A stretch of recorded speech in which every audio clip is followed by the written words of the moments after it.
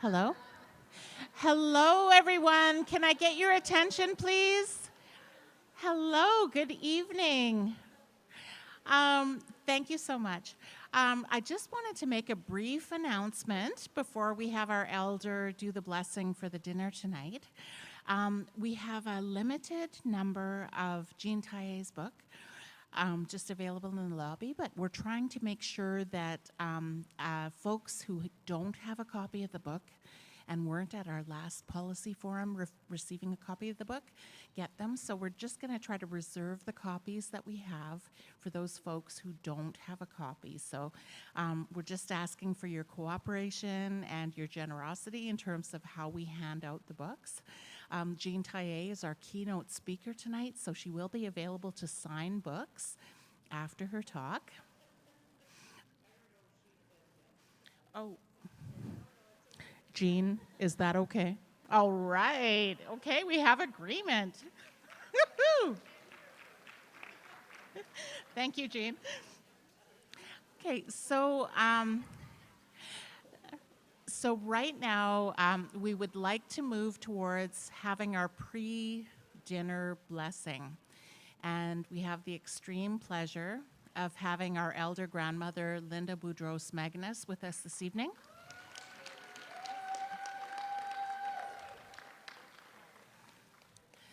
So I know we have a remote microphone there. It just needs to be switched on.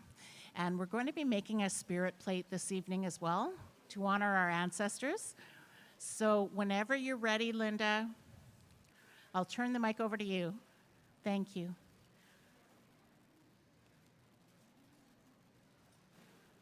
Hello? Hello?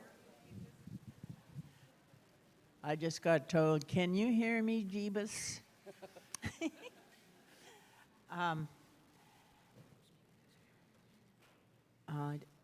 Somebody is making the plate?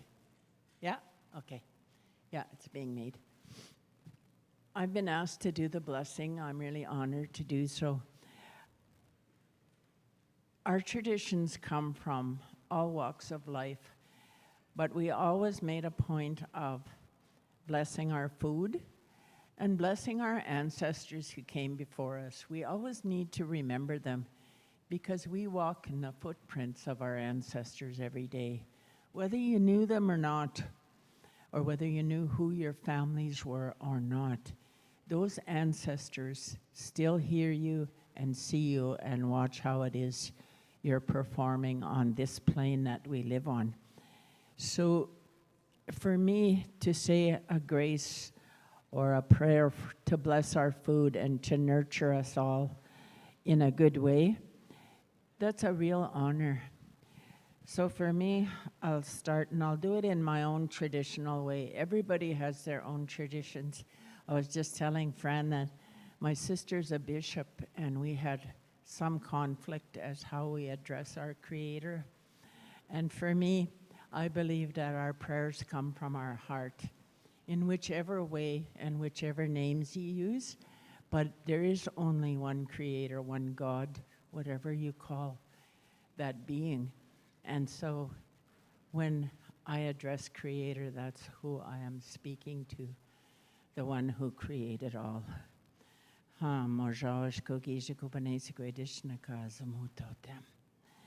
Creator, grandmothers and grandfathers, I give thanks for this day.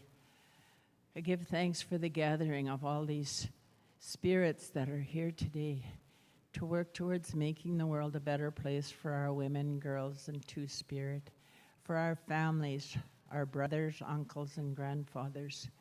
I ask that you bless us as we work together and put our hearts and minds into the work that we do. And I'm so grateful that we were all able to be here. I ask that you bless this food we're about to eat, and I ask that it nourish all our spirits. And as we eat this wonderful meal, I ask that you think of those who have no food and no place to live, and send comfort and care to them, because we can't forget that they too need love and comfort. And for all the things I ask, Creator, I ask in your name, because you are all powerful. We are but Oskapiusak, our helpers. We're helpers. So thank you. And we're going to make a spirit plate, which is a taste of all the food that's been prepared, and a little bit of tea, and a little bit of sweets, and a little pinch of tobacco, so our ancestors can eat and smoke and be grateful that we're honoring them. So hai kinanaskumten.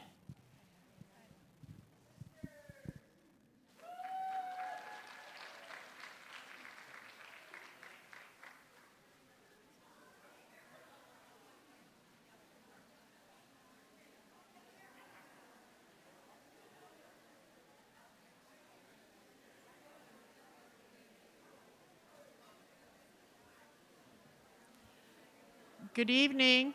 Hello. So I know that we have some elders here with us, and you know, in the tradition of that, I'd like to make sure that first off, the spirit plate needs to be made first. Where's Victoria with that? And then we need to make the elders, so if there's people here to help support the elders and bring them food, or if the elders want to go up and get their own food, we should do that first rather than charging up to the table. And I know everybody's hungry, but I'm sorry, that's probably the process in which we should do it. Thank you.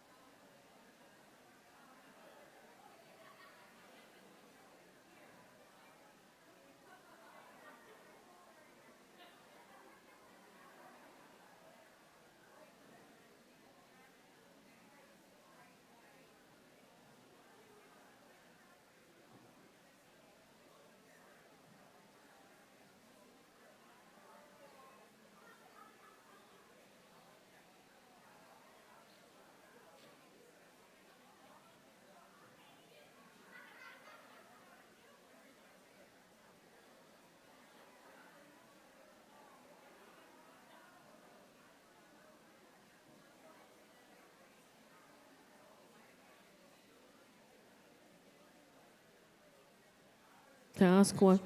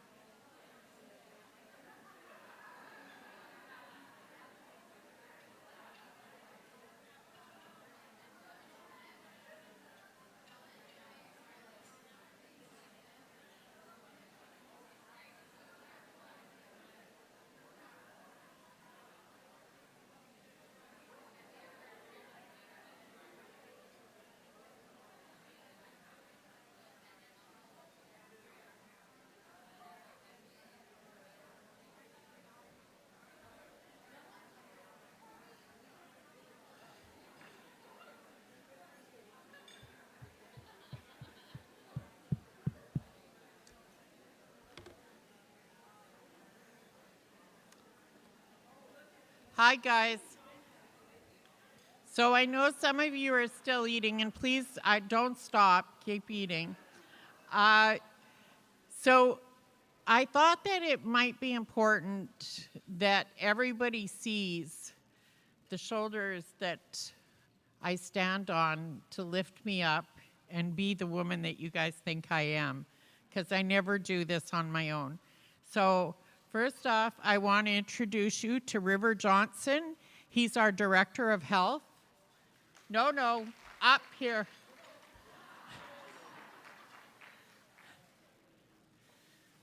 Next is Kate Elliott. You kind of got her hiding behind a table today. She's our Justice Manager. Next is Kelly Armstrong. You're going to hear more about all these people throughout the week, but Kelly Armstrong is our manager for Reach for the Sky project for young Métis women in leadership. Sharon Morin is our little cookum that runs around with us. No, actually, she's a manager that works with the Environment Department, and she just came back from Egypt. And so if you grab her, she'll tell you stories about Egypt and what COP was like, because she represented us on climate in COP in Egypt for the past couple of weeks. So next in line is Nilu. Now you got to be really good to her. I can't even say her last name. I apologize. I'll get her to say it. Agarazi. So there you go, Agarazi. And the reason you have to be really nice to her is because she's the finance director and she keeps control on all of the money.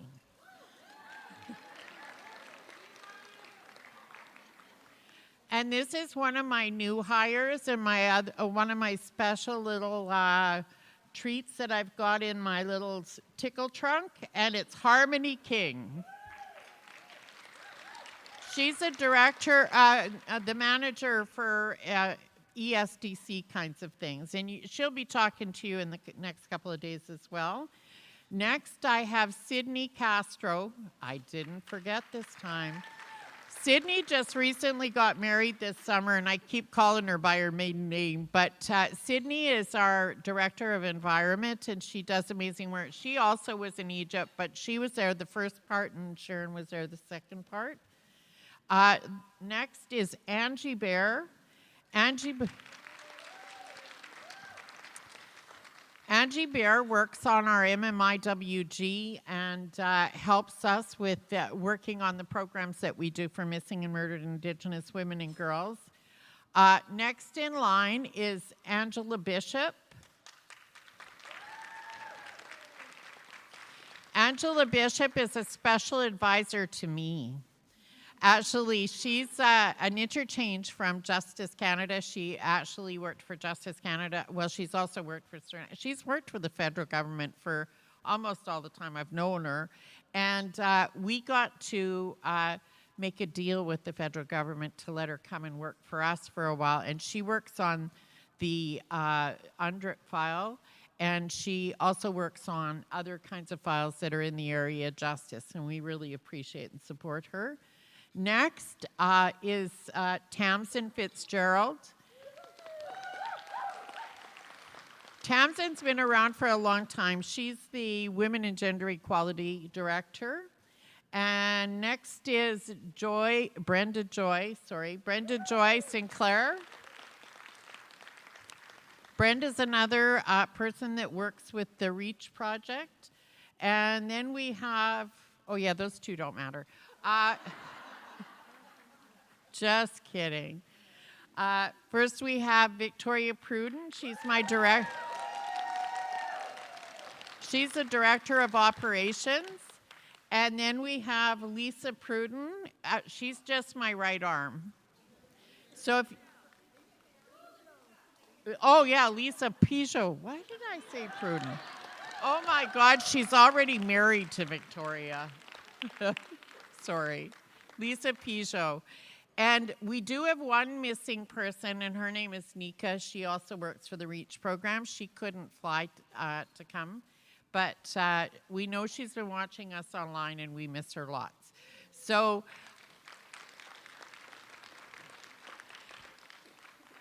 I came from 4 people to this. Well, actually, we started as 1, and then we went to 3, and then we went to 4, and now this is where we're at. So these are the shoulders of the people that lift me up and support us in the work that we do. And I wanted you guys to all know that none of us are doing this single-handedly by ourselves, but we have amazing women and men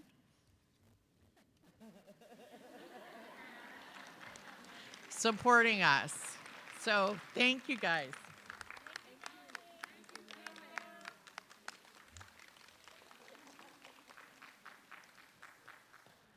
So I'm going to call Ty up here now. It's her turn to do bringing Jean up.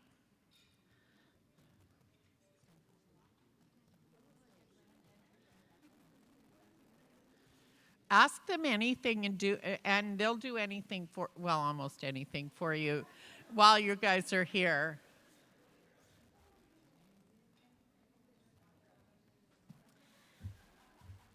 All right, so next up, I actually asked Jean if she wanted me to introduce her, and she said, I think everyone here kind of knows who I am at this point. And I agree, who couldn't know who Jean Telliet is? The Northwest is our mother. For those of you who haven't read the whole thing yet, it really, I'm astounded with the ways in which she encompassed the density of the Métis Nation and the way she unravels our stories. And there are so many stories in there that I never knew existed. And I'm so grateful that book and her work and her brain exists. Here's Jean.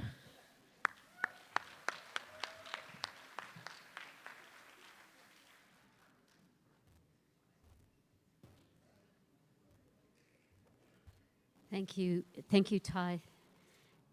Thank you, Melanie. And before I start, just a thank you to all of you, because you're an amazing group. I'm not sure where I point. Oh, that's how I do it. Okay, I point towards down there. So some of you know that we have an issue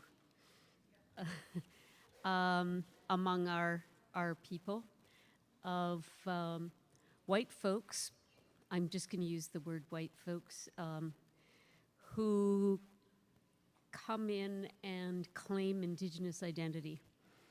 Some of them with absolutely no ability or right to call themselves Indigenous, and others with the thinnest of needles back in their ancestral haystacks to sort of quote or misquote Kim Tallbear. It's probably a misquote. So I was engaged by the University of Saskatchewan to do an inquiry into Dr. Carrie Barassa. So a lot of you will know that story. And so I took the job because I wanted to put a pin in this issue. Like, I want us to start really deeply thinking about what all the issue is and to be able to write about it. So I started on my merry way. It was an employment investigation into whether she was dishonest about her identity. My job was not to decide if she was Indigenous. It was to decide if she had been dishonest as an employee to her employer. So I interviewed about 60 different people, staff, faculty, students at the University of Saskatchewan, plus experts across Canada. And the experts include, Michelle was one of the people I interviewed, but also Brenda McDougall, Kim Tallbear, Chris Anderson, Carolyn Tate, Winona Wheeler, Veldon Coburn. I'm probably going to forget some of the key players. Pardon? I did not actually interview Senator Boyer. We did have discussions about it, but I didn't formally interview.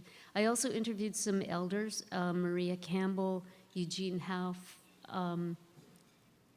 Louise Helf and Eugene Arcand. So 60 people, and then Carrie Barassa resigned. So that was the end of the employment investigation, because I didn't have an employee to investigate anymore, so it was over. Then the university said to me, well, would you step up and write a report that's just about the big principles and not about Dr. Barassa at all. So if you read my report, you will notice that her name is never mentioned. It's rather a curious absence, but that's what happened. So as a result of that inquiry, we've since had, I think, 3 more exposés since that alone. So Gina Adams at Emily Carr, Mary Ellen Turpel-Lafond at UBC, and I'm trying to struggle. Oh, right, Danielle Smith. So the Premier of Alberta. So it's a big issue. So one of the things that in the course of this, it has been institutional responses to this issue. So First Nations University called together a whole bunch of people in March of last year to discuss this issue. And we're meeting again in, I think, March of this coming year.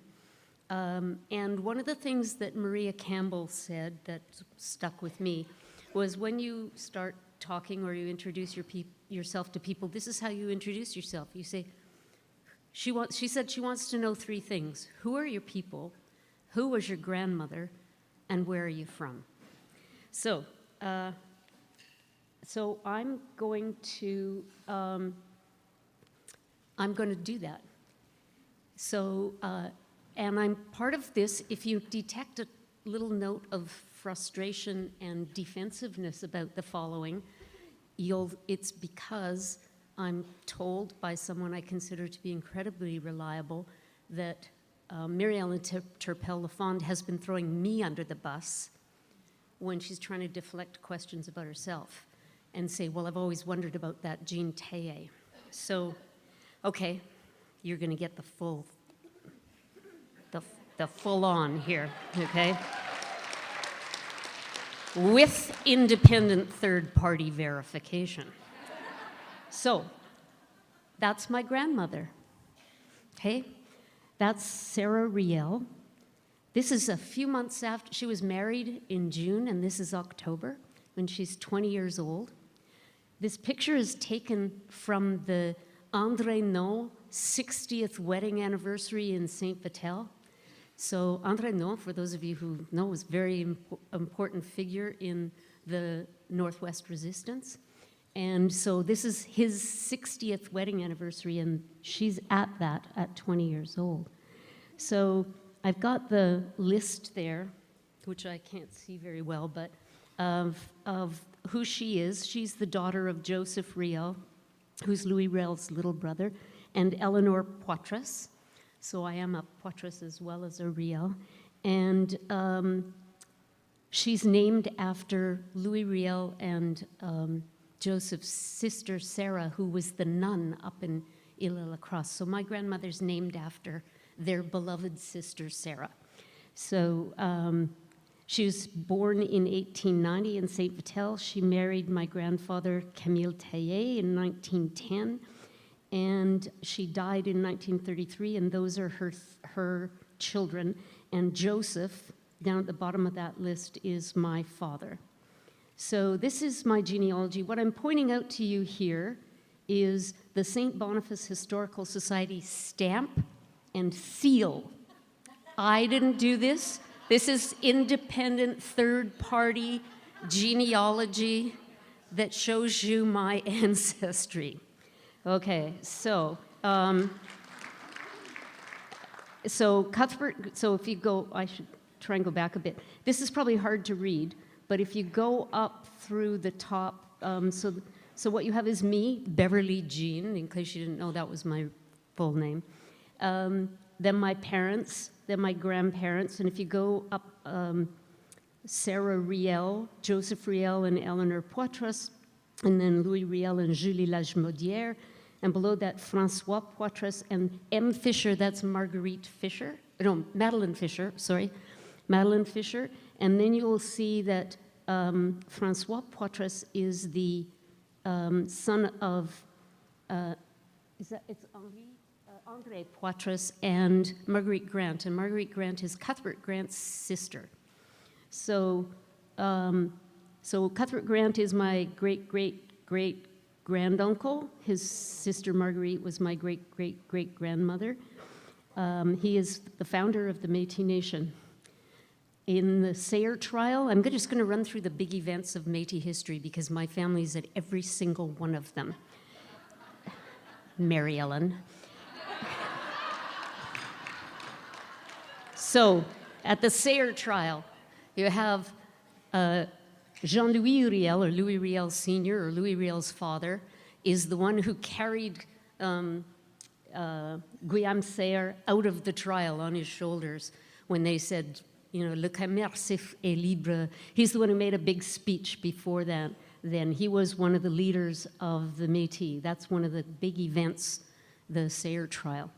In 1851, at the Battle of the Grand Coteau, my great-great-granduncle Pierre was one of the people at that battle, as was Gabriel Dumont was at that battle. Gabriel Dumont was about 13 years old at that battle. So 1870, so you see, this is my great-great-grandparents there. That's Madeline Fisher and Poitras. So François Poitras. So you'll also see Pierre Poitras is on Louis Riel's council, as well as Louis Riel, who is my great-granduncle, on 1870. 1885, that's my great-grandfather, Joseph Riel. At the very first meeting of the Union Nationale Métis, which I talked about this afternoon, he was there at that meeting. So I'm just going to skip quickly through this. This is Joseph Riel's Manitoba Act land grant. This is a meeting of the Union Nationale in 1913. You see the bottom arrow points to my grandfather, Camille Telliet, and a little higher up is Joseph Riel, my great-grandfather. This is on November 16th. This is the Union gathering to honor the hanging day of Louis Riel, November 16th, the same as we all do, every one of us. 1913. So 1933, there's my grandfather becomes the president of the Union Nationale, and my Uncle Roger, my dad's brother, becomes the elected assistant secretary of the Union Nationale. Again, remember, the Manitoba Métis Federation does not exist at this time. So 1933, okay, this is my grandmother's obituary, and this is what I was trying to, I don't know if there's a little, no, okay. So, enthusiastic in the causes which women espouse. It's so patronizing, isn't it? But anyway, that she was on the Ladies Auxiliary of the Union Métis of Manitoba. And it notes also that she is the niece of Louis Riel. 1933, 1946, here we are again at the newspaper article's in November 20th, but it was actually on the 16th that they met. So 1946, you have Camille Telliet, my grandfather there, and his sons, Roger, Camille, Joseph. Joseph's my father, at the ceremony. 1952, this is my Uncle Roger, who was later elected to Pearson's government. At the UNM Annual Assembly in 1952, he's elected as the second vice president. 1955, this is where I found the little clip quite by accident, that 52% of the inmates in the Portage Women's Jail were Métis. This has nothing to do with my genealogy. I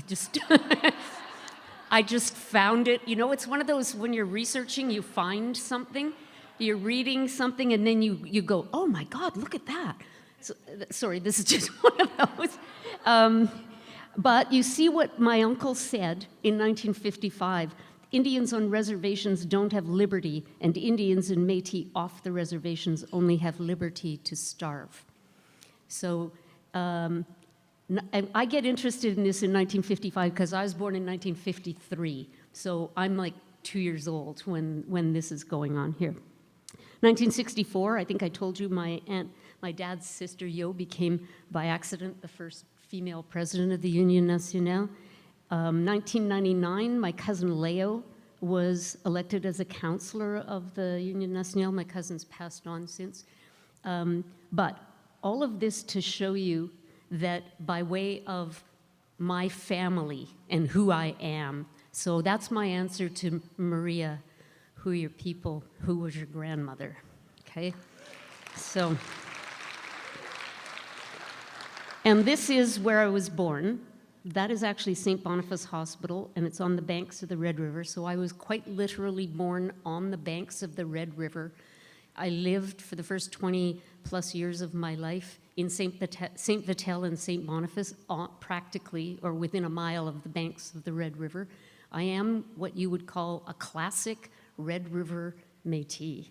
So I also happen to be a member of the Manitoba Métis Federation. So that's my answer to this. Now, I know I'm being defensive and I've gone completely overboard, but I feel very much that we're all tainted by these people, right, who come and they are called pretendians. I think it's too cute of a word myself, but they cast suspicion on all of us. So but what I decided was, well, I've got everything. I'm not afraid to talk about it. I'll talk more if you want, but I think I've done my bit on that. So, okay, before I start this presentation on the actual pretendians, I just want to say I'm not really talking about any individual person here. This is really trying to talk about the big issues. I may name people like Joseph Boyden and Michelle Latimer and people like that. Mostly I like to pick on them because they wrote huge, big things and published them. Joseph Boyden in Maclean's magazine and Michelle Latimer in the Globe and Mail. Big, long stories where they tried to justify their claims, I think, very unsuccessfully. So the other thing I want to say is that nothing in this, and I really want to emphasize this, the people who are reconnecting to their community, people who've lost their identity for all of the myriad colonial reasons, this is not about those people, right? This is not what I'm talking about here, so I want to make that really clear. So, okay, what is identity? Before we start talking about people who fake identity, we should probably talk about what identity is. So the first thing I want to emphasize is that identity is multi-layered, right? There's multifaceted thing. There's kind of, I'm looking at it 3 layers. I am quite sure that you could peel off way more. So I'm just trying to lay some basics here. So the first one is your sort of individual identity that you start when you're a child. Your first identity is usually as the daughter of your mother or the sister of your brothers, or, you know, that's my dad, you know, so you have your family as your first relationship, and then you acquire a sort of a gendered relationship. That is also a relationship because it's a statement about your relationship and how you relate to others. My position here is that all identity is about relationships. Now that is a very indigenous way of looking at identity, because the Western liberal sort of social science way is to say that it's a personal property thing that you can take on and you can change and you can do whatever you want with it. And I'm saying that that's not the way Indigenous people look at identity. We look at it as a relationship in every aspect. So layer 2 is your sort of social identity. Sometimes that's about religion. It can be about a lot of other kind of social entities. There's probably no limit to the social identity. The layer 3 is your political and cultural identity. And what I want to separate here is the political is different from the cultural, okay? So I am a member of the Métis Nation, as are, I think, 99% of the people in this room, but we belong to different political entities, right? So you can be a member of the Métis Nation of Saskatchewan, or you can be related, a member of the Manitoba Métis Federation. or you can be a member of the Métis settlements, because I think they're still part of the Métis Nation, right? Your cultural group is not your political entity, okay? So I think some of the problems we have with these things is that we muddle things together. So I'm going to try and be separating strands out for you to think about. So again, I want to emphasize that bottom line. Every level of identity is about relationship. Now, these are, of course, nested, and I found this lovely photograph. I have no idea what it is. But it captures the idea of separate, nested within other things, right? And that's exactly what I'm looking at here. So we look at these layers, they are separate layers, but they're indelibly connected and nested within each other. So I am a member of the Riel family. My political entity is the Manitoba Métis Federation, but my cultural entity is the Métis Nation. So while this discussion has been going on for the last year and a half, there were a lot of people who are sort of saying, well, we shouldn't use the word identity.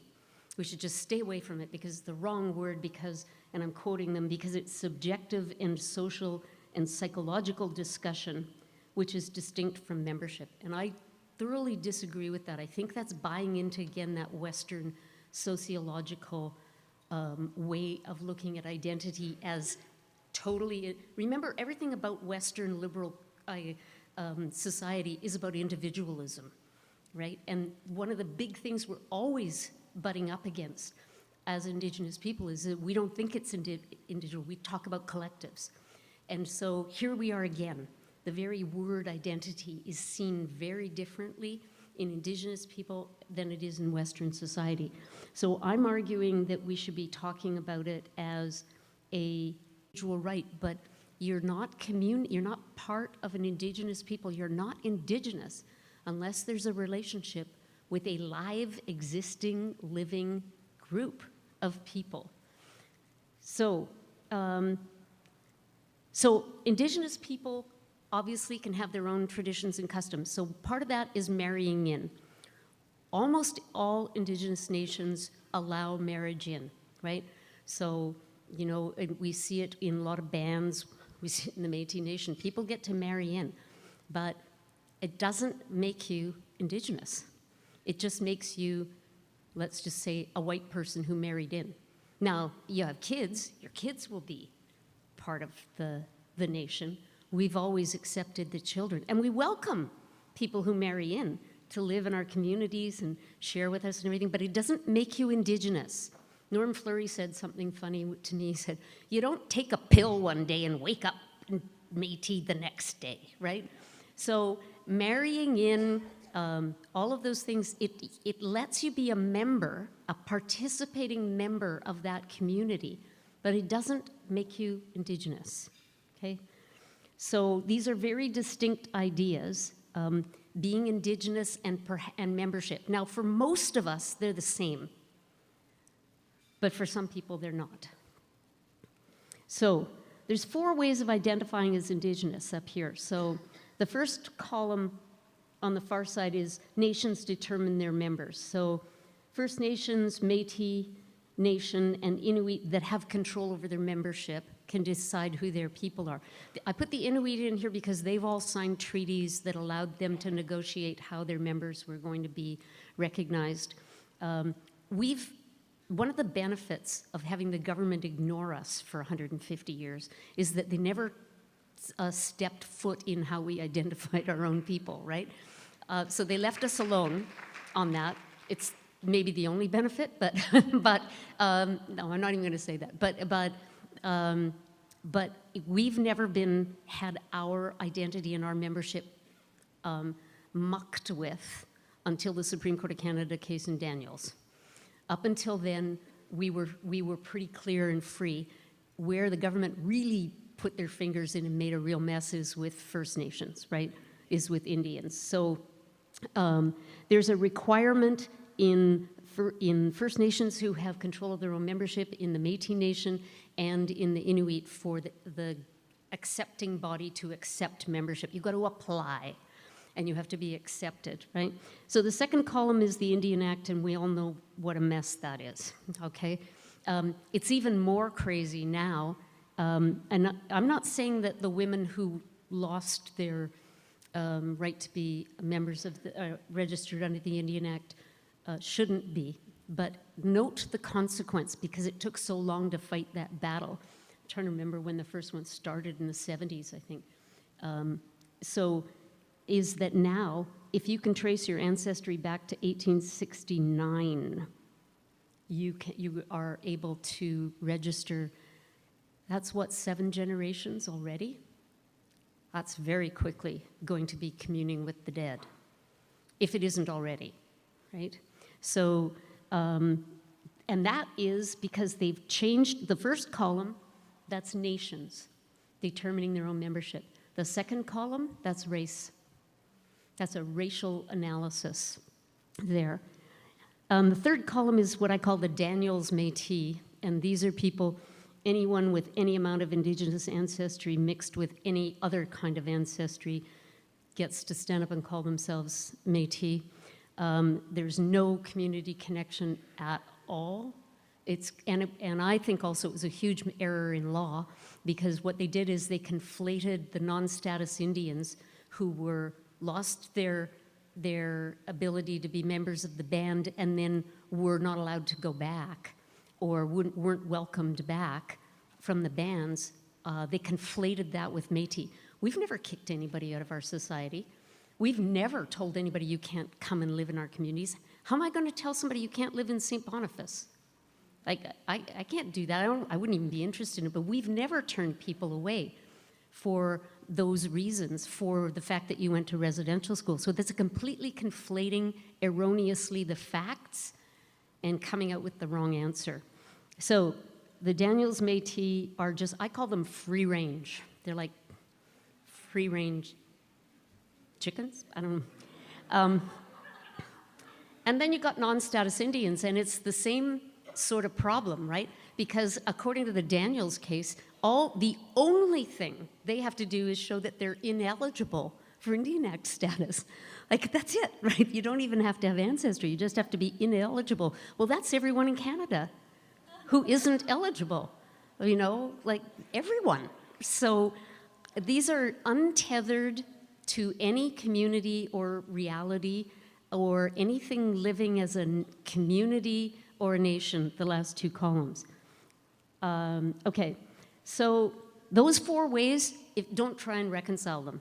It's like, don't try. It's just, they're irreconcilable. And I think I've already done my rant on the points in there. Okay, so the question is, does ancestry equal Indigenous identity? And that's a question that we should be asking ourselves. So if you wonder where I'm heading with all this discussion, it's that, you know, everybody is needing to make some decision points about this stuff. I mean, the Indigenous Bar Association, for example, we gave Mary Ellen an Indigenous Peoples Council Award. So there's issues out there. But I mean, I'm the vice chair of Inspire. We gave Joseph Boyden an award. So there are issues out there, and I know it's not part of the issues, not as you being part of the Métis Nation, because I'm assuming if you're part of the Métis Nation, you've done those, you've got a card, you've gone through the whole thing. But you're all on organizations, right? You're all working out there. What are your rules for bringing people in, right? And recognizing people. So does ancestry equal Indigenous identity? So, and then the question, do you need just that Indigenous ancestor, or do you need what I just showed you on mine, a continuing identification over 200 years, right? I'm very aware that a lot of the people in this room would never be able to dig up that kind of proof, right? You just don't have those kinds of historical data pieces to plug in. Maybe lots of you do, but the question then is it just identity and then modern joining, or do you need some continuity in your family from the past that you've been connected to this community? I'm just putting those questions out there because I think they're really important questions for us to be asking ourselves. And what, if any, is an acceptable generational limit? So the Indian Act takes, okay, yeah, I did the math, wow. Okay, so I forgot about that. 6.12 generations, and that, so I got into this Twitter spat about what a generation was. So I don't really care, 20 years, 25 years, 30 years, I really don't care, right? But it makes a difference into how many generations you get. If it's 25 years, you get 6 and just over 6 for the Indian Act. If it's 25 years, I think I picked a middle one here. Instead of 30 and 20, I picked 25 in the middle. And if you go to the bottom one, Métis Nation, we ask for an ancestral connection. So I say the Métis Nation didn't exist before the early 1800s, not as a nation. So really at the Battle of Seven Oaks in 1816. So we don't want you to trace back any further than that. I mean, you can. You may be able to, but I mean, I can, but I didn't go that far with you. But that's 9.4 generations, or 20 if it's 25 years. Okay, but that's obviously going to increase as the years go on.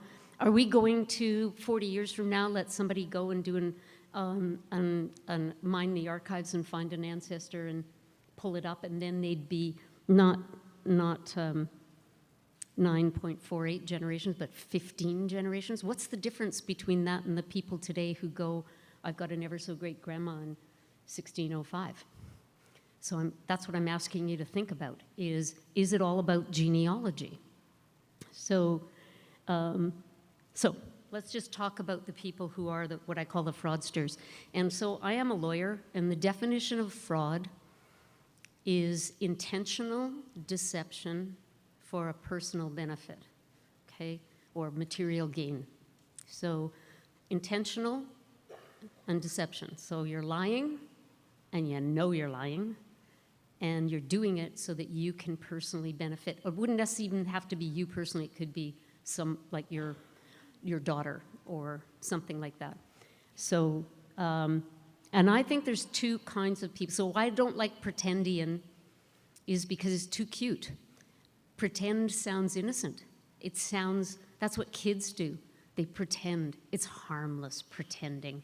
What's the matter with you? What's your problem? There's no problem with it. There is a problem, and there's a huge problem. That's why the word's witty and it's cute and it seems to work, but it understates the harm.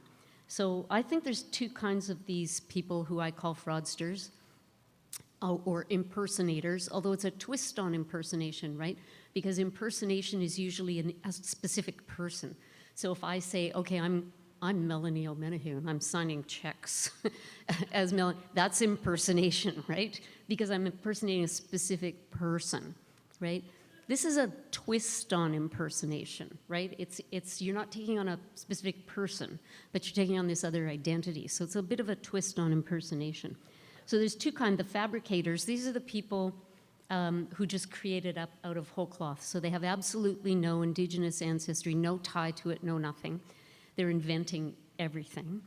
And then there are the people who are what I call the embellishers. These are the people who take, a family story, or they did a DNA test, or they have an ever-so-great Indian grandmama in 1605 or something like that, and they embellish that into a whole new identity. Now, bearing in mind that some of these people who have the ancestor from the 1600s have not known about that for 400 years, and then turn around and say, I'm Indigenous. So there's two different kinds here. What we seem to be seeing most are the embellishers. We see more of that than we do of the fabricators. Carrie Barras is one of the sort of fabricators. It seems from her, the evidence that there is nothing there. But the others, like Joseph Boyden says his DNA says he's got Native American ancestry, and Michelle Latimer had 2 ancestors, I think, in the 1600s. So it's more common, I think, to find the embellishers. So I think I've already done that one, so I'm going to move on. Okay, so the problem with this is that there are tens of thousands of people. This isn't just the famous people who are being exposed right now. They are just the tip of the iceberg. So we've got tens of thousands of people. There are just 2 organizations, one in Nova Scotia and one in Quebec. One of them has 20,000 people, members. One of them has 42,000. That's just 2 organizations that have been around in the last 10 years. This is big, it's huge numbers, and it's growing. This is not a fad that appears to be going away, okay? So in the hunting and fishing realm, it's mostly men, white men, and in the academy and government, it's mostly white women. So the exposés have mostly been white women. I think Joseph Boyden kind of stands out of the crowd in that sort of sense. So I think okay, so the next part, this is a part that I basically scooped the idea from Kim Tallbear. So she wrote an article called Red Flags, and I thought it was a really good idea. So I give her full credit for coming up with this idea of all that. So, but I totally took it further than she did. So first of all, I was amazed if you saw my Globe and Mail article. I wrote that this has been going on since the Boston Tea Party, and they actually found a painting that showed them dressed as, I had no idea there was a painting of them dressed up as Indians at the Boston Tea Party. So that's in 1773. Gray Owl is in, you know what? You know Benjamin Moore paints? I figured there's somebody there has a really wicked sense of humor, because there's a color of white paint that's called Gray Owl. It's very funny. I thought it was funny.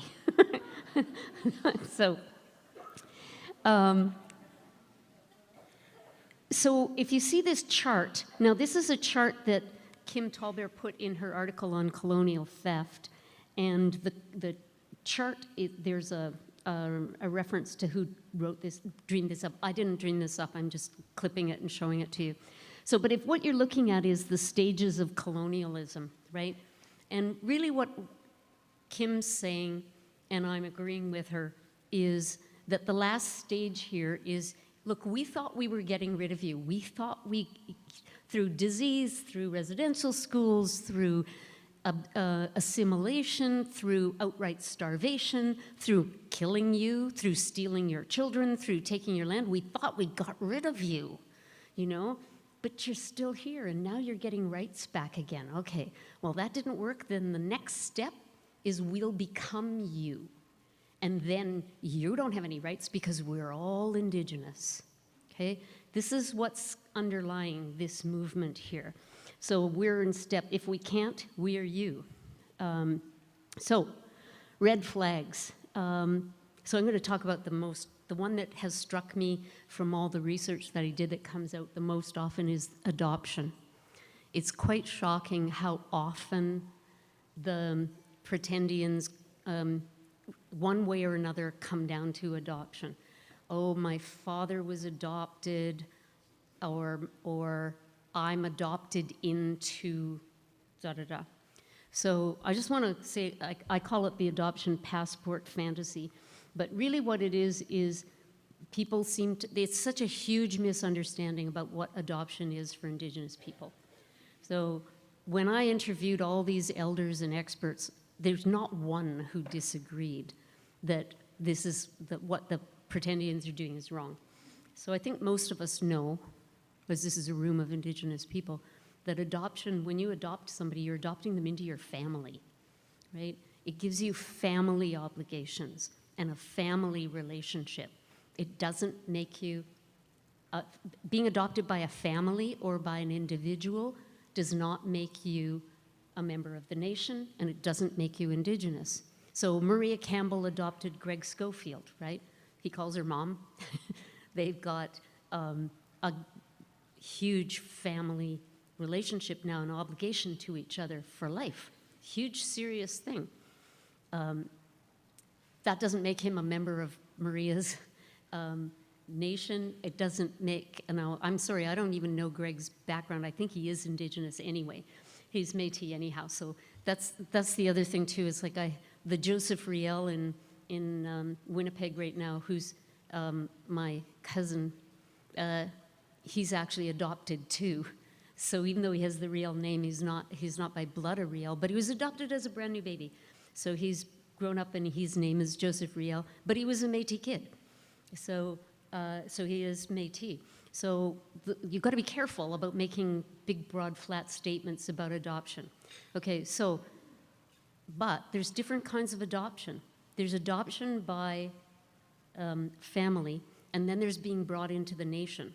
Now, sometimes it's called adoption by the nation, or you're made a member of the nation.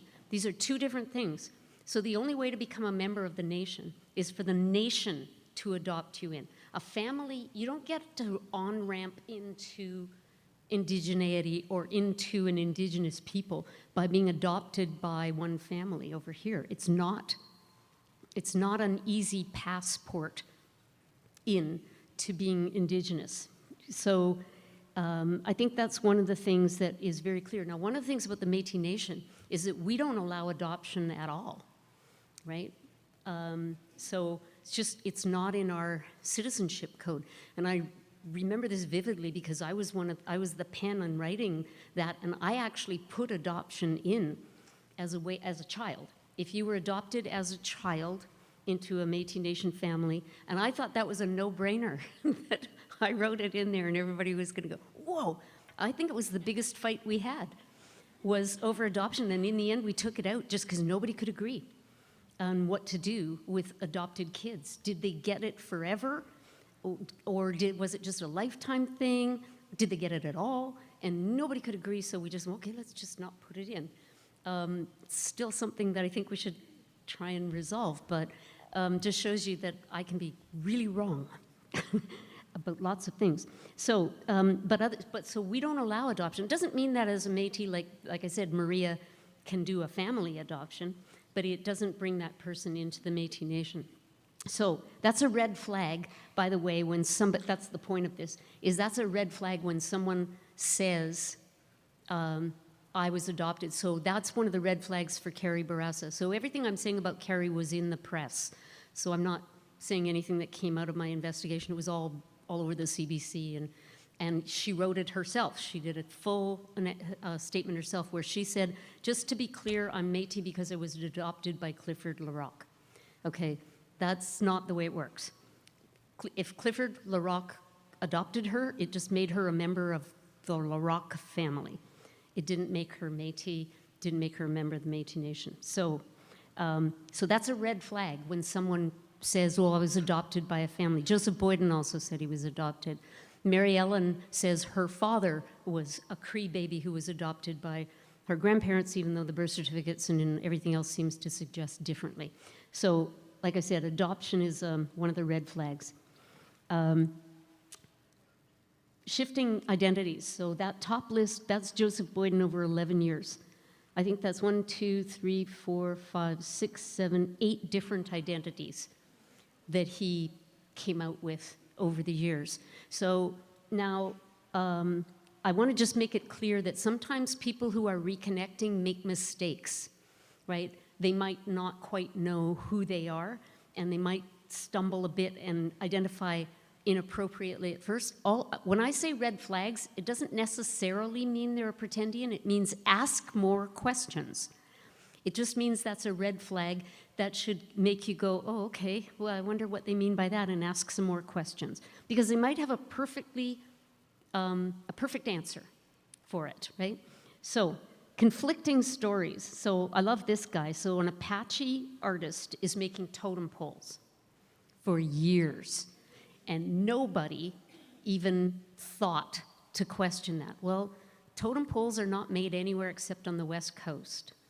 And even then, you got to be north of Powell River to be part of the groups that make, because below that they do welcome figures, not totem poles. So it's a very specific thing. And the Apache in the southern US do not make totem poles, right? So somebody should have asked some questions.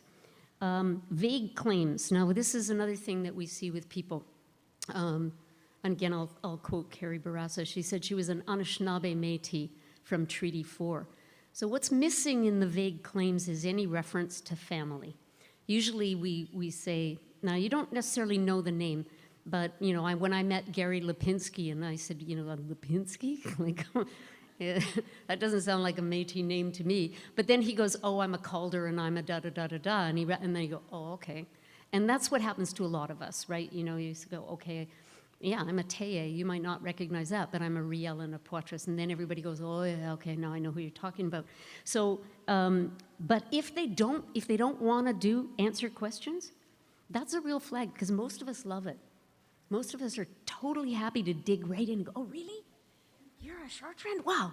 Okay, now, so you're a carrier? Okay, so your aunt is probably one of, we all get into this stuff. I call it Métis geography, right? You're trying to locate each other and what your connections are. Well, if somebody doesn't want to do that, that's a red flag, okay? Another one is referring to your home territory as treaty. I don't really know any Métis who say that. Most of us say, I'm from Saskatchewan, or I'm from, the Batoche area, or I say I'm from Red River. You could be from, people in Saskatchewan say, oh, they're from the valley. And by that, they mean the Qu'Appelle Valley, right?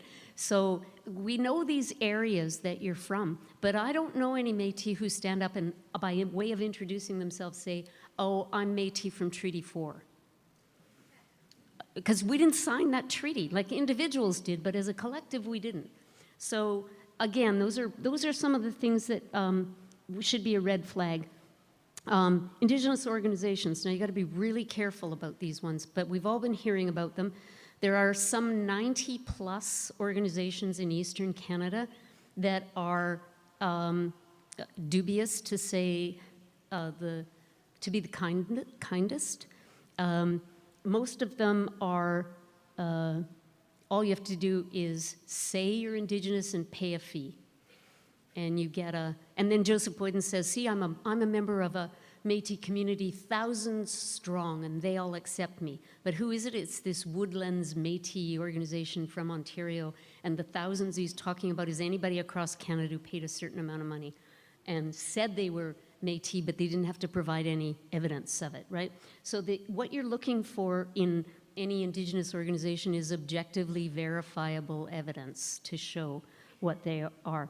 So those ones you have to have some caution with. Now the problem is that some of them might actually be legit Métis, right? So there are legit Métis who belong to CAP, right? That's again what I'm saying is, the organization might be illegitimate, but the individual might actually be a legitimate person, a legitimately Métis. So all I'm saying, ask more questions. Reliance on reputation. This is what we've seen with, again, Carrie Bourassa. 15 years at First Nations University, starts out non-Indigenous. By the end of her 15 years, she's known as a Métis professor. She then goes to Laurentian, who never questioned because she was 15 years from First Nations University, and then goes to the University of Saskatchewan, where it all blows up, right? Mary Ellen appears to have followed the same trajectory. Nobody checks on credentials. So they build a reputation, and then they ride on the reputation, and then they even say, and Mary Ellen and Carrie Bourassa both said, well, I've been accepted by other universities or other institutions, right? So I think that's if you're looking to get into the university or something, then, and you're taking a job as an Indigenous professor, or you're hired because you're Indigenous, or you're gonna, it's a credential, then you should have to prove it. Now, there's lots of people, oh, that's the colonial system. Well, the university's the colonial system. That's what it is. So you're gonna have to, it's gonna happen that we're gonna have to show credentials. The days of self-identification getting into the university, I think, are coming to a close quite quickly, perhaps with the exception of UBC. Who seem to be following a ostrich with their head in the sand strategy for a duck and cover, and maybe it'll all blow over kind of strategy, which is quite interesting because that's what the University of Saskatchewan did first. And then when Carrie Bourassa came out with her statement saying that she was Métis because she was adopted by Clifford Larocque, they turned around on the weekend and at least had the guts to stand up and say, we made a mistake, we're going to investigate this. So UBC's still pretending. Repeated references to ceremony. Okay, so what this is about is people, again, you see Carrie Barraza doing that, Joseph Boyden as well, talking about ceremony with very little humility and way too much. So I think those of us who grew up in Indigenous communities know that ceremony is not dinner table chatter. It just isn't. You don't do it. You don't raise it while you're standing at the buffet getting your salad. It's just not what goes on. The reason they're doing it is because they think it makes them look authentic. It makes them look like they're real Indians or real Métis because they go to ceremony, and they want to make sure you know that they go to ceremony. So it's a way of trying to authenticate themselves, and I think it's really one of the less savory parts of this. Family stories. Okay, so there's lots of those out there, right? You know, what was it Jacqueline Keeler says, this isn't about your uncle who's flipping hot dogs on the barbecue and says, oh, we always had some native in us. And she says, well, that's just innocent. My problem is I don't think that's innocent, because I think that's where the stories that people get, like Michelle Latimer, that's where they get them, is from their, somebody in the family saying that, oh, there was always a story that grandma was part native or something like that. And then they embellish that and create a whole new identity out of it. And the problem is that those stories are not always true. Sometimes they might be true, but lots of times they're not. They're just stories, and they're fabricated. So in the United States, somebody was telling me today how many people are saying that they're Cherokee. It's more people than have ever been in the Cherokee Nation. So it's literally impossible. So that's what's going on there is family stories. So family stories are nothing but family stories. That's all they are. Also, the other thing that shocked me in a lot of these is how willing some of these women are to throw their mothers and their grandmothers under the bus and say, oh, my mother was having an affair with an Indian man. And so my dad's not really my dad. There's some, and I just think, I think, my mother's still alive. I was going to say she'd roll over in her grave, but she's 95. But I can't even imagine doing that to my mother or my grandmother. But that's what's going on, is this sort of willingness to attack your own mother's reputation in order to perpetuate this amazingly strange story. Grooming elders. Now, this is one of the truly, truly disturbing parts of what we've seen. And I have to say it was Kathy Pruden-Nansel who pointed this out to me, that what's going on is, again, these people are looking to authenticate themselves. They're trying to look real. And so if they have the money, like they're a university professor, they make sure there's an elder with them everywhere they go. And they talk about their elder all the time. And again, it's a way of trying to make themselves look real. But it's elder abuse. And it's the other thing, what Kathy pointed out to me, and I hadn't thought of it before, but when she said it, it was so obvious. She said they're grooming them. It's like a sexual predator, like a teacher who's grooming a student for, an inappropriate reading. It's exactly what they're doing. They're grooming elders in order to abuse them, and to abuse their good faith, and to abuse their trust, and to take their name and their reputation. And so it's a really insidious part of this. So it's one of the reasons I recommended to the University of Saskatchewan that they should reach out to all the elders there and have some discussions with them about what they can do to do some healing on that, because I know that some of those elders, some of them are still in hiding and have never talked to anyone since the whole blow up at USask. And others are just sort of breathing a sigh of relief that they don't have to deal with her anymore, but they all were abused. And so I think that, again, I'm talking about the harm that's happening here. Okay, recent identification. We all know that lots of people are just rediscovering 60s scoop kids, maybe just picking up their identification. I'm not saying that all people who recently identify are fakes. I'm just saying that it should be asked questions. That if they are reconnecting, that's just part of their story, and that's a good part of their story, and maybe you can help them with that. So, but again, it's just a red flag. It's not an automatic thing. But part of it is that that's what we see. So with a lot of the people who've come out in the press, a lot of people knew them before they identified as Indigenous, right? So those things, they're red flags. Cheesy sounding Native names, that's another one. Or names in another language. Carrie Barassa said hers came to her in ceremony in Tlingit. Now this is one of those odd coincidences that the University of Saskatchewan hired me to do the investigation, but I've actually worked with the Tlinkits for 25 years.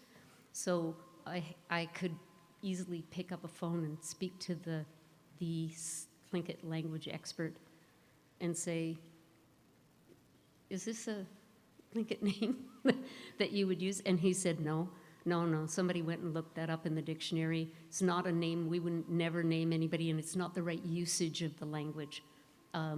We would never frame it that way, it's just wrong. So some things to think about. Clan membership. Now, there are some Métis who have clan membership, and so we all know that some of our people have First Nations side, some of them have a Métis side, and as a result of their First Nation side, they may be part of a clan. Some Métis people may be engaged in very spiritual activities with some First Nation elders who are part of a clan and be brought into a clan. I'm not saying that individuals can't be members of a clan, but the Métis Nation itself is not a clan-based society. We don't have a cream clan and a turtle clan and a bear clan and all that sort of stuff. So like I'm saying, it's not impossible for an individual to be a member of a clan, but if somebody says, oh, I'm a proud member of the Métis Nation and I'm Eagle Clan, that would make me want to ask some questions. I'm not saying, again, it could be possible because they could be engaged in a particular relationship that allows them to legitimately say that. But it would make me say, well, how's that? I'd really like to know. Yeah. Pardon? Yeah.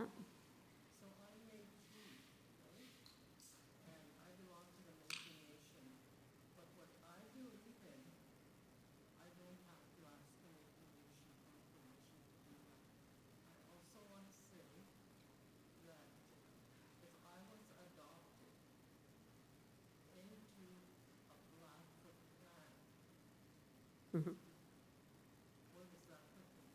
I just said, if you're Métis and you've been adopted into a Blackfoot clan, that's fine. I think you can do that, but it doesn't mean that the Métis Nation has the clans that the Blackfoot have. You've been adopted in as an individual, and that's your absolute right to do that. Yeah. Again, for me, it's just I would ask a question. I'd say, wow, how did you get to be a clan member? That's so interesting. And you would tell me.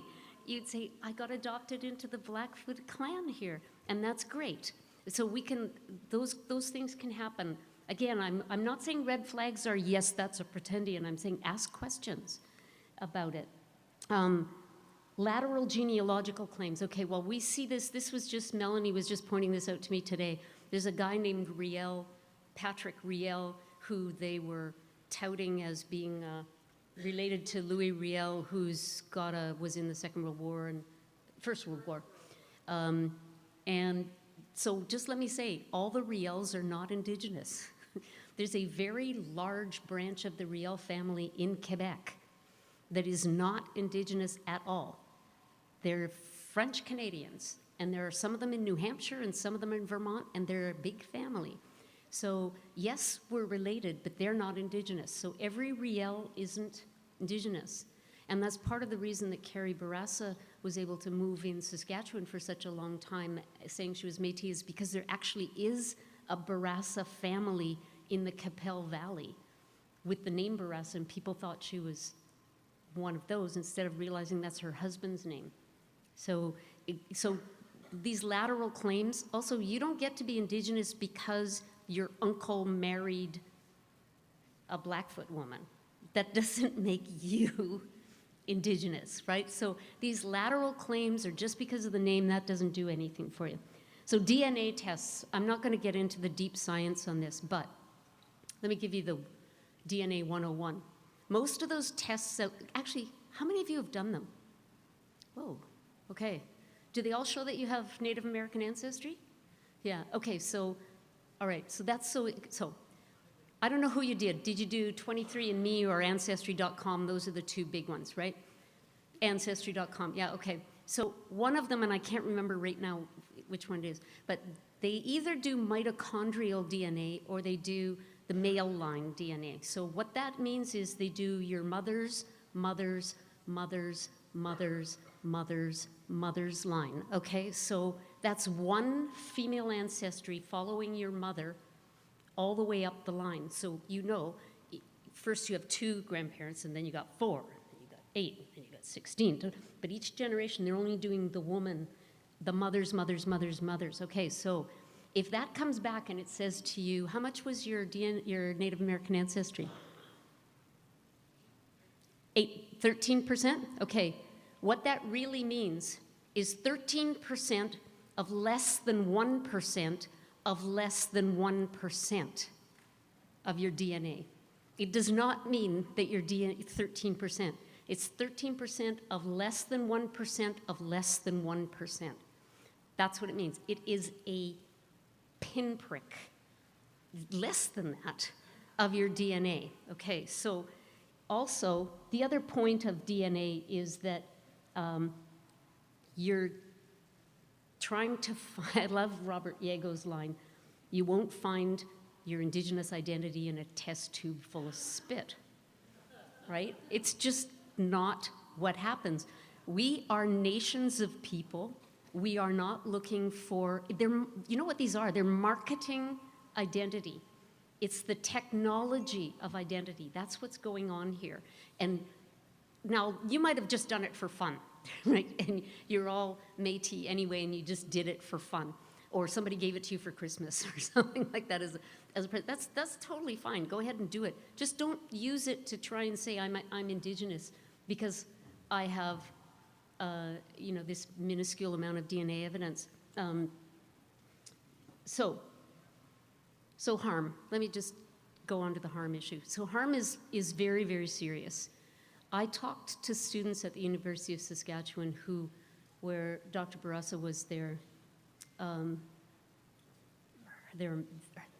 professor or her mentor, and they were in tears. They didn't know what to do with their academic careers. They felt that they were ruined as scholars. Everybody was questioning whether any Indigenous work was valuable because there's a fraudster in the midst. So if they produce a big report and they say, well, I know because I'm Indigenous, well, what does that mean about the value of the report? It calls everything into question. So it's very, very damaging. The other thing it does is they take the microphone, right? They take, for every place, for every publishing opportunity, for every job they get, for every grant they get, they're taking it away from a real Indigenous person. That's theft of opportunity, right? And they're also purporting to speak on behalf of Indigenous people and as an Indigenous person, and yet it's all false. So all of this then is harm to us because then people look at us and say, well, I don't, like, I don't know, she turned out to be a fraud. Why, maybe you are too. Why should I pay any attention? They just cast suspicion. It's a poison. Fraud is a poison, and it spreads through everywhere, and it touches everybody who comes in contact with it. So I think that it's not benign. So how do we move forward here? So I do think we need to take action, and the university is. They're moving beyond their honor system of self-identification, but Government of Canada hasn't moved at all. And my guess, I don't have data on this, but my guess is that they have hundreds, if not thousands, of those pretendians in their ranks. And some of those people are going to be, I'm not pointing fingers at any individual person because I don't know, but they're going to be assistant deputy ministers. They're going to be policy advisors. They're going to be lawyers working in justice. They're going to be all over the place in the system. So I think we have to take steps to damp down this identity fraud and make sure that we move forward. So I'm going to I know I've gone way over the time that they sent, and I don't know if you might be all wiped out here, but I did want to open it up and let people make some comments if you feel like it for a few minutes, or ask questions. But I did want to say one thing. Before you say anything at all, even if I say it's fraud, and I say there's harm from this, it's not a hanging offense. They're not killing somebody or raping somebody. It's bad, and they shouldn't be doing it. But I hold out the hope that they can redeem themselves, mostly by hopefully they would stand up and admit what they did. But so I'm asking you to be kind in your thoughts and in how you, if you're going to speak about this, to approach it from some kind of well of kindness and compassion, because I don't want this to descend into a bash job. I would like us to, if preference is to talk about the big principles of what we're talking about here, so that we can have an honest discussion about that. Okay. I'm going to let Victoria's got a microphone there. Can you tell us your name first? My name is Teresa Houle. I'm from the Paddle Prairie Métis settlement in Alberta. So I'm not a Métis Nations member. I never have been. I was born and raised there. My family moved there in 1936. I guess a question I have for you is, we do bylaw First Nations people into our community, and I'll give them all our membership rights and share everything with them, with the land. Is that illegal? Are we breaking the Constitution by doing that, or is, because to do a bylaw, you need 40% of the voting population. If you have a voting population of 500 people, what is that? 25 people make that decision, right? That's how, I guess, from a legal standpoint, would that be legal, like to do that? Because we do it. Yeah, I'm not going to comment directly on that specific issue. I'm just going to say that the settlements were created with the agreement of the Métis people who were forming those settlements. Now, the government, I think, did some pretty high-handed and inappropriate actions after that to change the laws and the way the settlements are regulated. But the issue is that, again, my understanding is settlement bylaws have to be consistent with the General Council rules. You don't get to go Correct. off on your own and Correct, do yeah. something entirely different. Right from the beginning, we put in Section 75 so that anybody living in our land base, whether they were First Nation or Métis, they became members. Yeah, just let me, because I think that's probably something we shouldn't get too deep in the weeds on, is that This discussion that I'm having tonight about fraudulent identity, I think holds equally for the Métis Nation and for First Nations and for Inuit people. And so the discussion as to who's First Nation and who's Métis, that's a different discussion.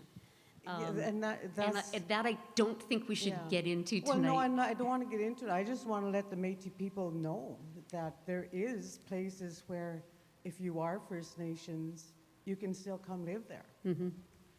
Through family connection, whether it's adoption, our adopted members are members, even though they are not First Nation, or maybe they're Caucasian, maybe they're Chinese. Right, but that makes Right. them members of that settlement. It doesn't make them Indigenous if they're not Indigenous. So I think we should probably We'll leave it at that, but thank you. Okay, I thank really you. appreciate your listening to you. Thanks. Thanks. Michelle's got one, Victoria.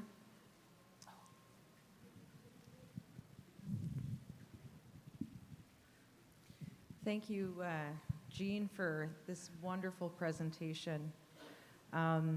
And I am one of those people like you that can trace back generations and generations Yep. of Métis people in my community, or in my family.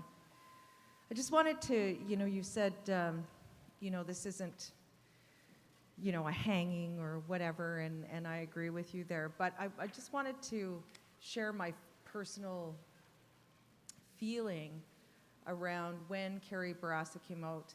And I'm sorry, but I've always known that Mary Ellen Turpel-Lafon was not First Nations or Métis.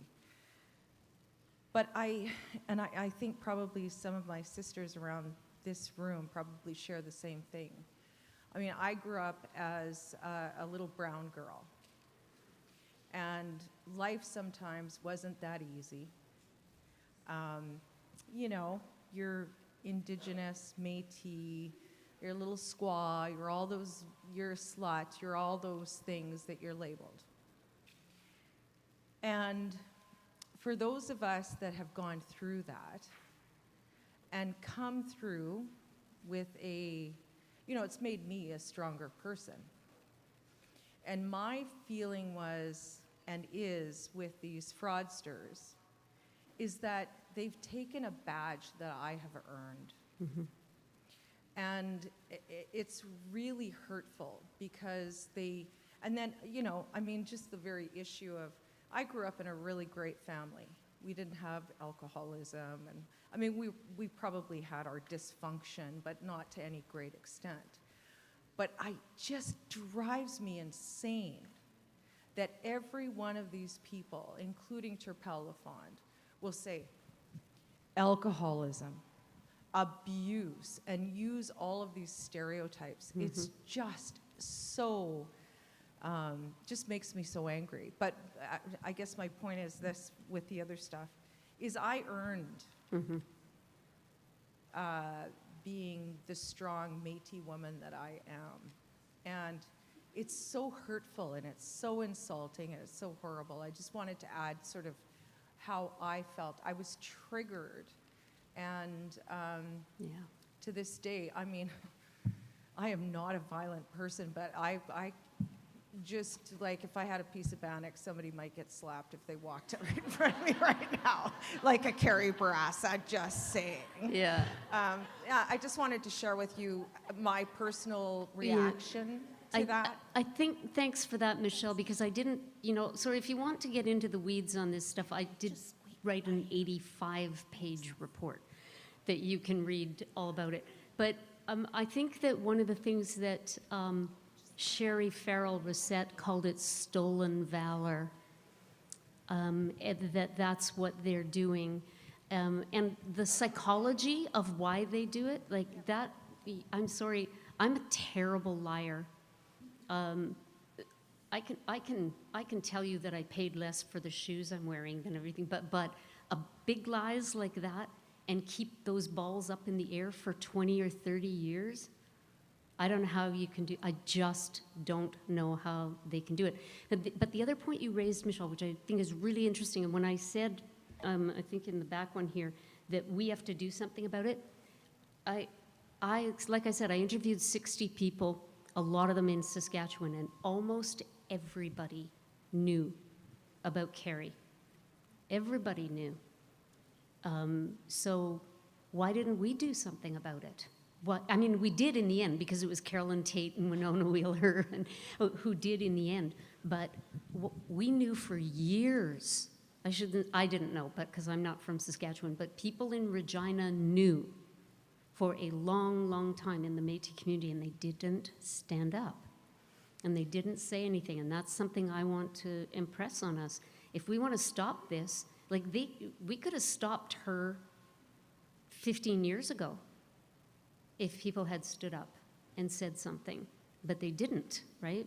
And I think the same for Mary Ellen, yeah?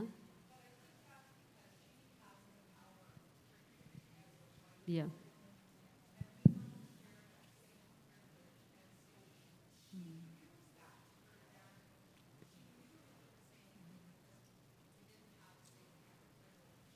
I think it's really true. That's something I wrote about in the Globe and Mail article, was that it takes a person of great privilege to pull this off. There's no question about that. And you're right. There's a really good reason why Carolyn Tate, and bless her for taking this on and putting her name on it. And she did it very knowingly because she's 60 and she said, okay, my career's I've got tenure. They can't not promote me or anything like that. I can take the flack. But she's really hurt by what happened to her, really hurt.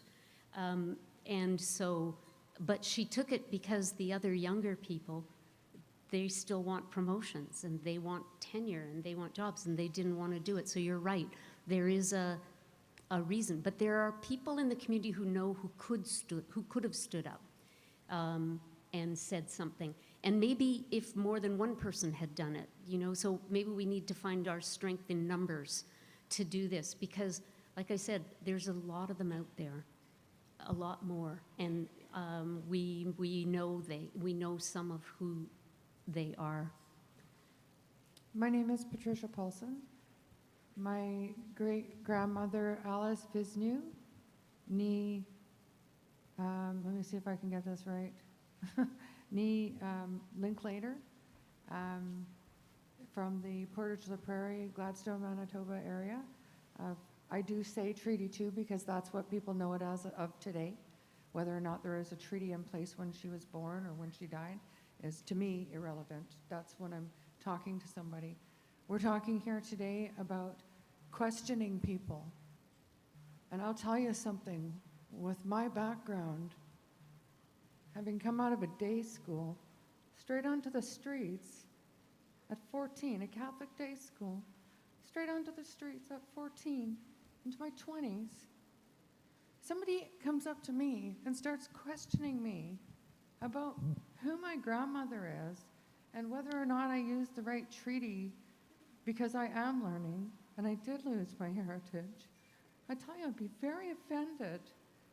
Very offended. And it's not that I'm hiding something, so I'd just like to remind everybody here that we're talking about for jobs. We don't go around, I don't think it's appropriate to go around and start questioning people. I'm hiding from an ex still that human trafficked me. 20 years. I don't give out my maiden name. There's a reason for that. If you ask me for it, I'm going to think there's something up with you. That's what I'm going to think. Why are you harassing me? Why are you breaching my privacy? Why are you making me feel uncomfortable? I paid my dues. I'm here today. I make a difference in every woman's life that I come across. I try to, if they'll accept that. The last thing I want to do, or to have happen, is be drilled by my fellow women. And I understand people need to be held accountable for privilege. I'll tell you, you know why I don't have a degree? Because I was being human trafficked on the street. That's why I don't have a degree. I tried. I went to college. My son, we talked about our kids here today. I was fighting for him. Somebody else talked today about something that happened to their son. Well, that kind of stuff happened to my son too, when I was trying to make my life better. and surviving from overdose deaths of spouses and gang stuff at my door and my child being taken away. So don't you dare come to me and question my right to be here in an aggressive way, ever. I just want to dial everybody back here a little bit, because there's also some lateral violence going on here. Whether this woman, and I'm not saying that what she did was right, and in fact, it makes me very angry when I hear about these having taken the privilege that we have earned. It makes me very, very angry, and I feel the same way. I feel like it's something I've paid my dues, and someone with privilege has taken my place. But I'm not going to turn around and treat her like I have been treated. There's a process for this, and we need to be aware of this. But I really don't feel comfortable with some of the conversation the way it's happening here. I'm sorry I have to say it. I mean, we can do this in a good way and stand up for our rights and expose wrongs. But I don't think we need to shame somebody further than they have been shamed for their own actions. So I'm going to interject actually at this point just for a minute, because I do understand what you're talking about. We work with the missing and murdered, I'm over here, sorry. We work with missing and murdered Indigenous women and girls. We work in the criminal justice system. We have amazing amounts of data and stories that we can tell. And I don't tell them in these forums. And I'm not going to tell them in these forums because I'm not trying to traumatize or increase the level of trauma that many of our women have experienced. And I want to tell you that very early on in the Carrie Barasa story, and not that I was involved in having Jean do any research or anything, but I'm proud that it was her that got to do the research. It wasn't that we were attacking Carrie Barasa, and I had the privilege of being invited into the circle with people like Carolyn Tate and Marilyn Poitras and others when this story actually broke from CBC doing the report. And the women of our community and our nation, the Indigenous women of these academic institutions who didn't have privilege and who were, I'm going to be honest, she actually undermined them. They didn't have opportunities because she wouldn't let them, because many of them had suspicions that she wasn't who she claimed she was. And so she hurt them. She hurt, like Jean told you about the elders. And it isn't that I'm judging her or I'm attacking her, but I will tell you what I did defend was who I was as a Métis woman. I have such a rich, much like Michelle, a very proud culture of where I came from and the people that have walked before me. I'm not Métis because somebody raped me. I'm not Métis because somebody was an alcoholic. I'm not Métis because I was poor. I'm Métis because that's who I am, that's who my nation is, and that's who my community is. And it isn't just about, Carrie Barasa is where this thing started from, but it was not just about her.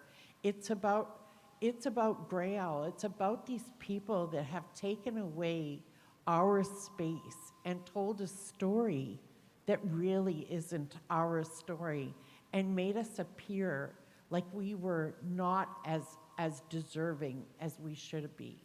And I think that it's real. When Jean talks about the harm that this stuff causes, it does cause harm. We're not gunning.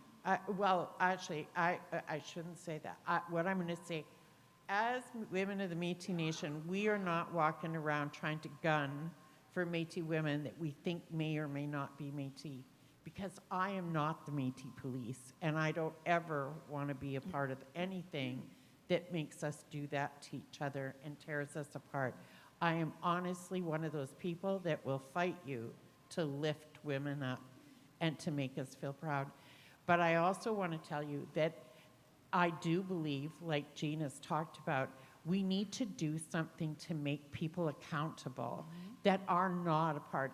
I mean, we're not trying to pick each other apart, because that is not what we need to do. We need to make sure that when people get privilege because they pretend that they're one of us, that those, because that's not happening in our community. Nobody's running around with a bannock truck and saying, I'm Indigenous, and they're not, and selling bannock for 10 cents. That's not where this is happening. These are happening where there's massive amounts of money and funding resources going on. And you know, I want to tell you that I have, over the years, met many people. I've had non-Indigenous people come to me and say, I'm a descendant, I'm a reincarnate of Pocahontas. So I really understand where you come from. I understand how you feel. And you know what? Some of them are very well-meaning kinds of people, but I'm not interested in hearing how they think I feel. I really have to. So know that we're not here judging you or trying to attack each other, because that's not what this is about. This is about us standing together and making sure that we can show everybody we come from a big, rich culture and an amazing heritage. And I also want to tell you, actually, and there are some people in this room that know this, I was under attack because of Carrie Bourassa, not because of who I am. Everybody's known I've been Métis since I was a dust particle in somebody's eye. But the problem is that I was like, I had met Carrie Bourassa, and I'm going to tell you, it was when she got to be Miss Tlingit or whatever she was, and we were up at Whitehorse at a Canadian Health Research thing, and one of the elders had lit a fire, and there was a great celebration celebrating what the people of the Yukon were, and sharing that with government people. And suddenly she came out with this the next day, that she was a part of, she had a vision, or she had a, but she told me she was a Larocque. Well, guess what, guys? I'm a Larocque.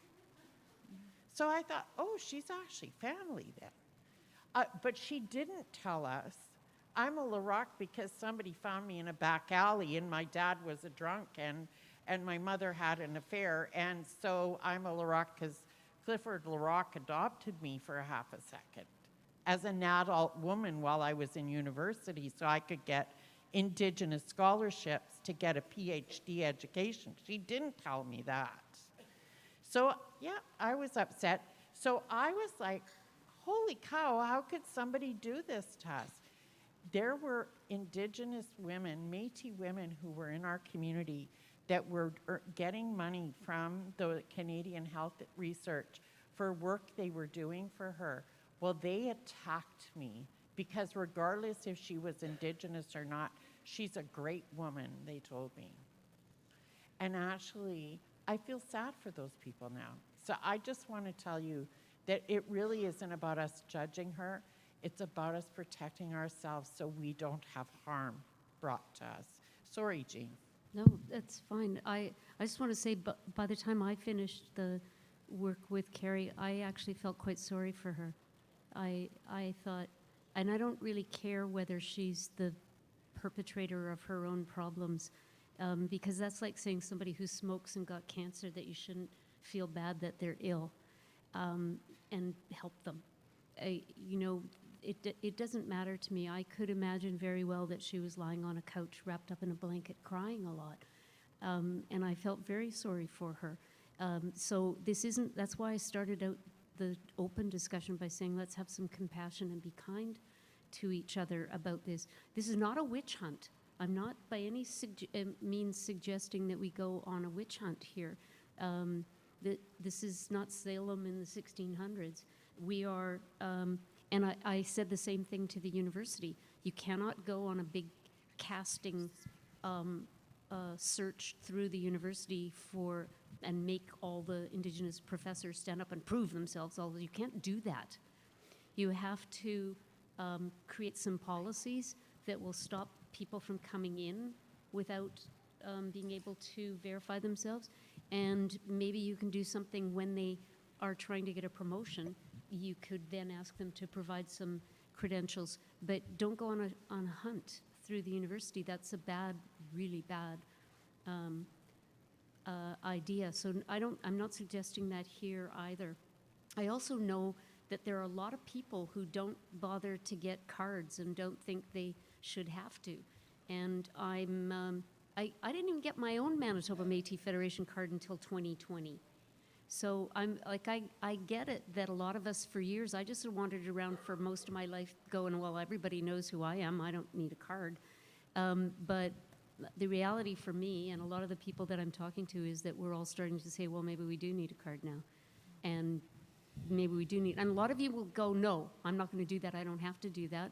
And that's fine. It's your decision. No one's saying you have to. And if you live in a small community, and you think, well, I don't have to do that, that's easier than me living in Vancouver or being the sort of Métis at large all across the nation that I happen to function as. I think Angela wants to say something. Hi, Jean. My name is Angela Bishop, and I'm a Métis from the Métis community of Green Lake, Saskatchewan. I am Rod Bishop and Rose Richardson's daughter with Dansa. And this is how I was taught to identify myself. I grew up around Maria Campbell, Carrie Daniels, Jim Sinclair, and that was the thing that we were always taught. How do you identify yourself? Though that goes back to how you started this conversation, what Maria told you. Where are you from? Who are you so people? I can also feel that I can claim authentically that I'm Métis because I'm in your book. My family is in your book. So I feel that I'm able to say those things. I got to examine her mother in the Laviolette trial, too, as a community witness. So this is how I was taught to identify myself, how I communicate, and how I've always communicated. I have always represented myself as Métis. I like to say I was Métis before Métis was cool. I agree that when you misrepresent who you are, you not only take away from opportunities from people like me, but you take away, most importantly, from our community. Yeah. That's who you take away, not from me, but from our community, because those people like me, are there to serve you. I work in Department of Justice as a Métis lawyer for a number of years, and I've always represented our communities authentically with a voice and an understanding. So I just want to say that I like your comments, and the starting point that you started with is that the right of self-determination includes determining who is part of that collective. Yeah. That's where the right is. It rests with the community. The community will define who is Métis, and when one of the things I want to leave people with, which my dad taught me, is when you take something that doesn't belong to you, that constitutes theft. Yep. And I know that because I used to steal my sister's jeans and that, and so it became a huge issue. And her cowboy boots. That's not theft. That's borrowing. And well, I didn't ask. When you take without asking. So I obviously, at some point in time, I'm interested in your views about how we can ensure that as we go forward, for example, in relation to UNDRIP, the types of messages that the Métis women and the community need to send to government to ensure that those people who are at senior levels, deputy ministers, directors, that they are able to authentically represent the communities that they were hired for. And I want to say that I agree with the points that were raised by Melanie and other people who were here. And I love being Métis. I'm very proud of that, and I'm very proud to be here today. Thank you. Thanks, Angela. So I'm just going to wrap this up by just saying thank you very much, because I think we could probably go on for a while, and maybe you'll keep talking about it. I think the point of what my paper and my report is to initiate a conversation. I think I've already got some really good feedback about people who are saying, oh, well, there's some nuances on some of these things, and I'm sure there are. I don't ever think anything I do is perfect, but if it's just a springboard for a conversation, that we start to think about these things, that you start to have some discussions among yourselves and back in your communities, and maybe then if we can try and figure out how we do stop this in the future, then I think that my report will have done some good. So anyway, I want to thank you for this. This was very long. Is there somebody who's over there has?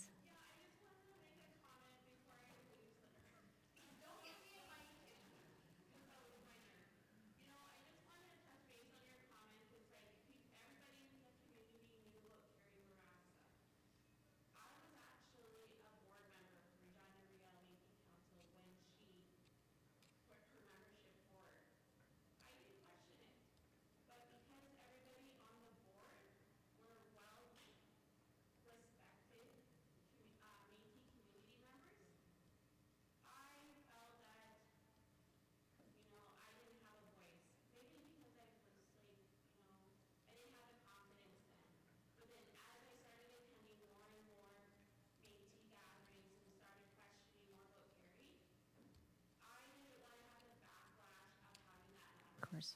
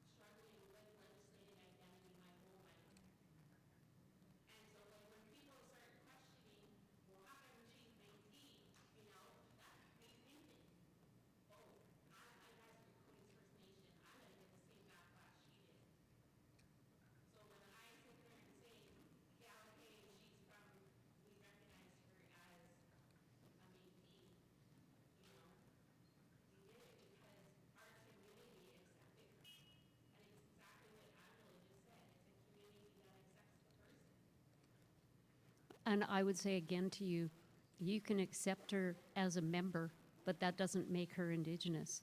And the other thing that I would say is that that's the whole reason why you want to have policies and a definition or something, and then you follow that for who you bring in. So if you say you have to have Métis Nation ancestry and you have to have da-da-da-da-da, and you have to show us the documents, just a minute, show us the documents, and then those are on your file, and then everybody can see what she has, but they didn't do that for Carrie Bourassa. So if you don't do it, then it's just, oh, well, I'll let him in because his son wants to play hockey on the hockey team, or she's a really nice lady, we'll bring her in. Well, you know what? We're not the soccer mums.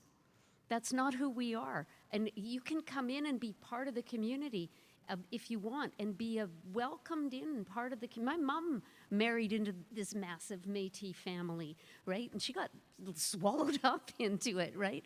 But she's never said she was Métis, and she never tried to do that. So I think there's a difference here between being member of the family and a member of the community and welcomed in and loved as being there, and then trying to pretend that you're something you're not, which is that's the difference. So you need rules, you need policies, and you need to have some kind of verification of what's going on, because that's a reason why your local is not a member of the Métis Nation of Saskatchewan, is because there's a whole bunch of members in there who don't meet the rules, right? Who aren't Métis. So that's part of the problem too, is that you've got rogue Métis organizations all over the place. And now, like I said, some of the people in that organization are legitimately Métis. Maybe all of them or lots of them, but there are some people who aren't. And that's part of the problem that we have with what's going on in these discussions. So I get it that you're younger, you don't want to stand up to the older, more established people there. It's what Michelle, I think, was saying. You know, some people, they can't, or I can't remember who said there, that you can't stand up because you're not in a position to stand up to say anything. So in fact, they're taking advantage of you because you're rubber stamping something that isn't right. And so I just don't think it's right. Whereas if there's objective evidence about who it is, and there's a rule and a policy and everybody's following it, then you're not put at risk or asked to do something that you don't know about. And you're not just relying on somebody's word of mouth about it because they may have other reasons for doing it. And let me just say one other thing about Carrie's adoption by Clifford Larocque. When several people, Maria Campbell said to me, Clifford Larocque wouldn't know a ceremony if it hit him in the face, as a joke, basically, but basically because he wasn't a ceremonial guy.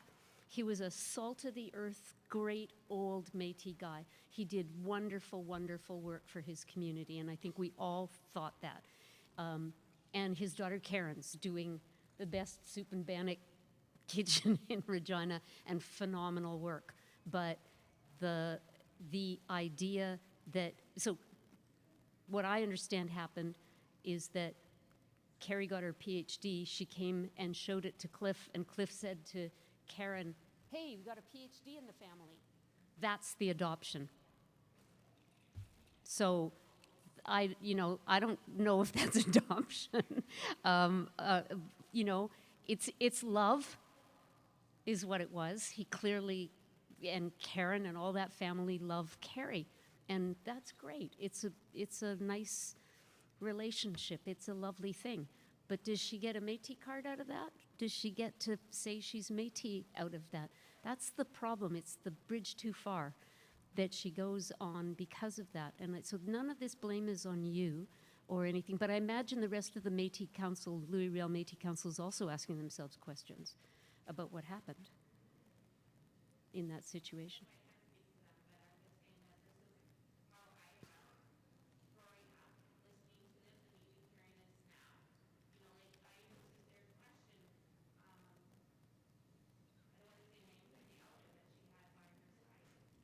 Yeah.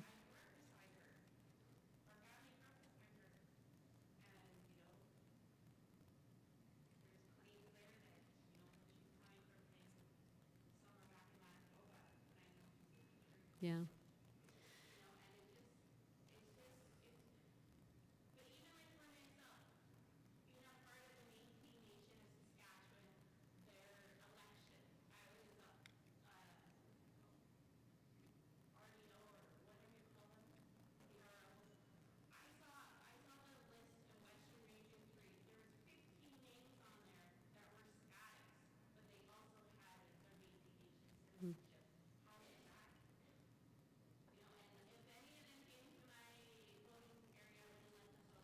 Okay, I think we've wandered into a whole other topic here. So I'm going to thank you for your comments, though, and thank you, everybody, for that. So thanks a lot. We've wandered. Yeah, really bad. Really bad. So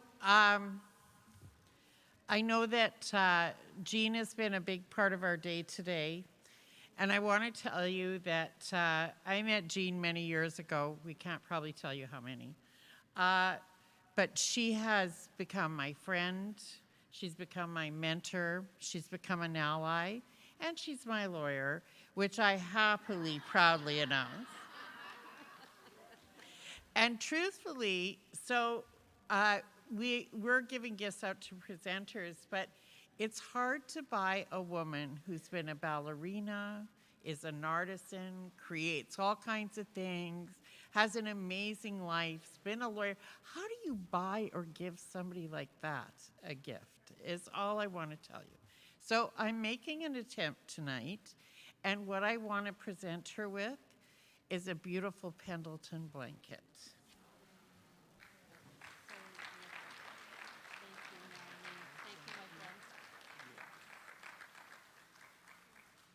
I just have to correct the record. I was never a ballerina. I was a modern dancer, not a ballerina.